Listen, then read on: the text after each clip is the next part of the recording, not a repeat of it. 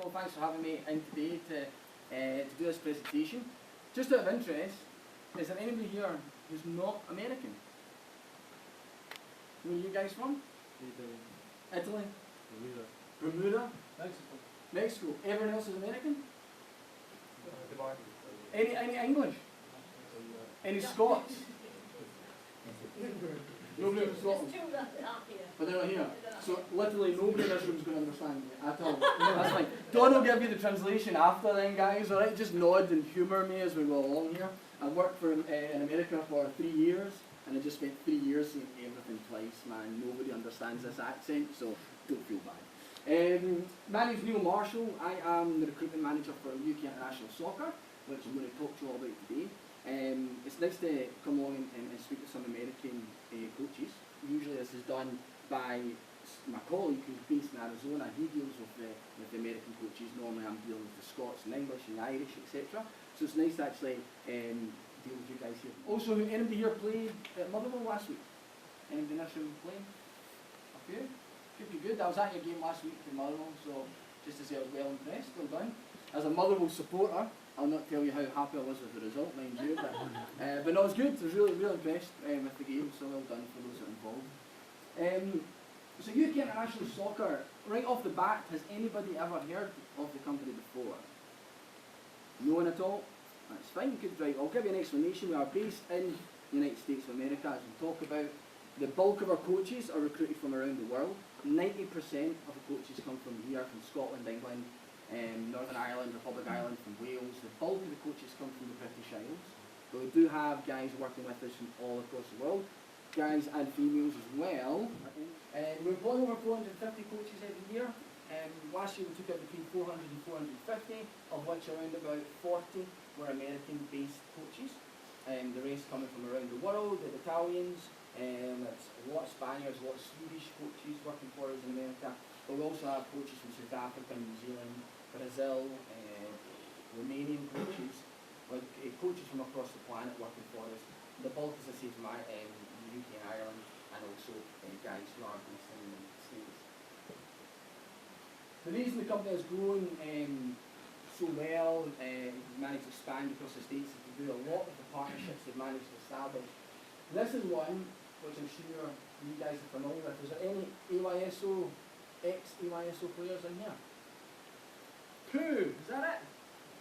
Normally when I do this presentation, no one in the room has heard of the American Youth Soccer Organisation, so it's 2 more than usual. We are an official partner with the American Youth Soccer Organisation, who are basically responsible for getting hundreds of thousands of kids in America playing recreational soccer. Okay, so it's not your club soccer, it's not your travel soccer, it's a recreational standard. But they are responsible for getting hundreds of thousands of children across the United States playing soccer, and we are an official partner to them. March, April time, it runs through to October, November, the spring season, the summer camp season, and then the fall season. You can go out and work for us for that full length of time. Okay?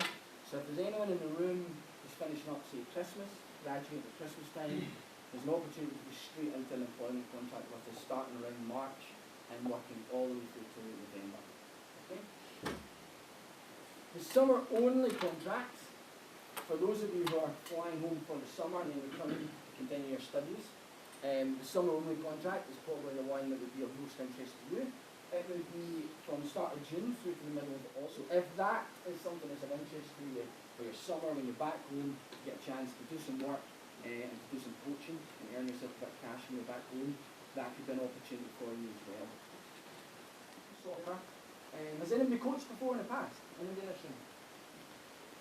That's good. Good, that's good, yeah. Experience of coaching soccer is important, and whether that's voluntary work you've done in the past, whether it's some paid coaching employment, doesn't really matter.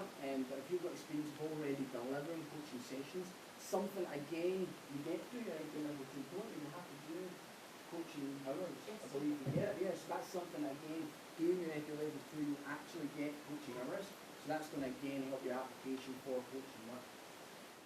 Sometimes a Saturday morning work, not always. And then after that, you move on to another town, to another city, to another village, and you deliver another soccer camp the following week. So the camps run Monday to Friday, and then the weekend is spent moving to another location. So through the summer, you would be expected to travel around, okay? You'd be expected to move around all the time. The camps either run from 9 to 12 or from 9 to 3, so it's either a half day or a full day camp. You go to work in the morning, you run a soccer camp, the kids get picked up, taken away, and you go home. It's not like you're living in a little lodge, one of those kind of summer camp situations where you're with the kids 24/7. It's not like that at all. You go to work in the morning, you run a camp, soccer camp, the kids get picked up, you go home, and the rest of the day is yours once you're finished, okay? And the weekends are usually spent some sort of road trip onto the next camp. It might only be an hour down the road, or being in America, it can be across 3 state lines, and you can be travelling all weekend. But that's part of the fun in the summer. A lot of the coaches really enjoy the travelling in summer and enjoy moving around and seeing different parts of the States, okay? So the summer work's quite different. So if that was something you're interested in doing, between studying up to June and then when you return next September, that's a possibility.